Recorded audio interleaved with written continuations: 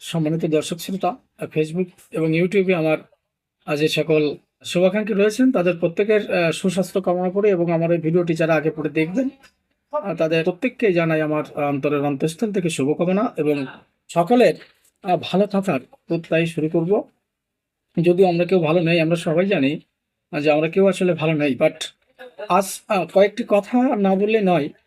সেটা হচ্ছে যে বর্তমানে দেখছি কোনো একজন মানুষ চোখের সামনে একটা বিশাল হত্যাকাণ্ড দেখছে। হত্যাকাণ্ড দেখার পরে যখন সে কথা বলছে, তখন তাকে আবার পাশ থেকে কিছু মানুষ গালি দিচ্ছে, হয় আওয়ামী লীগের দালাল বলে, না হোক সে হচ্ছে ভারতের দালাল বলে। এখন কথা হচ্ছে যে এই যে পাকিস্তানের দালাল, বা এই যে ভারতের দালাল, বা এই যে আওয়ামী লীগের দালাল, এই তিনটা দালাল শব্দটা আসলে আহ, শুরু হয়েছে। তো এখানে একটা জিনিস আমি বলবো, অনেক কিছু বলার থাকে কিন্তু প্রত্যেকটা বিষয় নিয়ে তো আসলে একটা ভিডিওতে কথা বলে বোঝানো সম্ভব না। আমি শুধু বোঝাবো, রাজাকারের বাচ্চা বললে এদেশের কিছু মানুষ ক্ষেপে যাচ্ছে। ঠাকুর ঘরে কে, আমি কলা খাইনি, এর প্রবাদটা আপনারা জানেন। তো রাজাকারের বাচ্চা বললে এদেশের নির্দিষ্ট কিছু মানুষ আসলে ভীষণভাবে রিয়াক্ট করতেছে। যেমন রাজাকারের বাচ্চা বললে আওয়ামী লীগ থেকে কেউ প্রতিবাদ করছে না, বা তাদের গায়ে লাগছে না, বিএনপিরও গায়ে লাগছে না, হ্যাঁ, তারপরে জাতীয় পার্টির গায়ে লাগছে না। কিন্তু সম্মানিত দর্শক শ্রোতা, আজ কিছু কথা আপনাদের সামনে বলতেই হবে। তো কথা বলার শুরুতে যারা আমার শুভাকাঙ্ক্ষী আছেন এবং ভিডিওটা দেখছেন, সকলের প্রতি আমি কৃতজ্ঞতা প্রকাশ করছি।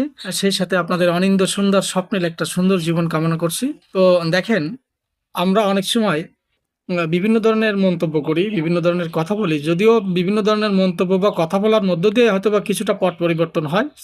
তবে কেন জানি না এই মুহূর্তে আমার মনে হচ্ছে যে বাংলাদেশ সেনাবাহিনীর উপরে, বা বাংলাদেশ পুলিশ বাহিনীর উপরে, বা বিভিন্ন ধরনের যারা প্রতিরক্ষা বিভাগে চাকরি করেন, অর্থাৎ যদিও বাংলাদেশের জানমাল নিরাপত্তা রক্ষায় এই 12.5 মাসে ব্যর্থ হয়েছে বলবো, তথাপিও আমার মনে হয় যে প্রশাসনের প্রতি একটু মানুষের আস্থা রাখা দরকার। কারণ একটা সময় পরিবেশগতভাবে হোক আর যেভাবেই হোক, আমার মনে হচ্ছে যে ওই যে একটা কথা বলে গ্রাম্য ভাষা, যে দাবার গুটি জায়গার গুটি জায়গায় চলে আসবে, জায়গার গুটি জায়গায় চলে আসবে। কারণ শুধু এইটুকু বলবো, যে কোনো একটা দেশের সেনাবাহিনী বলেন, সেইভাবে সেই দেশের প্রতিরক্ষা বাহিনী বলেন, যেটাই বলেন না কেন, তাদের প্রথম ম্যান্ডাটরি থাকে, অর্থাৎ তারা যে জিনিসটা শপথ করে গায়ে সেই পোশাকটা পরেন, সেটা হচ্ছে যে এই দেশ, এই দেশের মাটি, স্বাধীনতা এবং সার্বভৌমত্ব, এটাকে অক্ষুণ্ণ রেখে, এটাকে বুকে লালন করে, এর জন্য জীবনে প্রয়োজন হলে আমি জীবন দিব, এইরকম কিছু শর্ত নিয়েই কিন্তু সেই দেশের সেনাবাহিনী বলেন,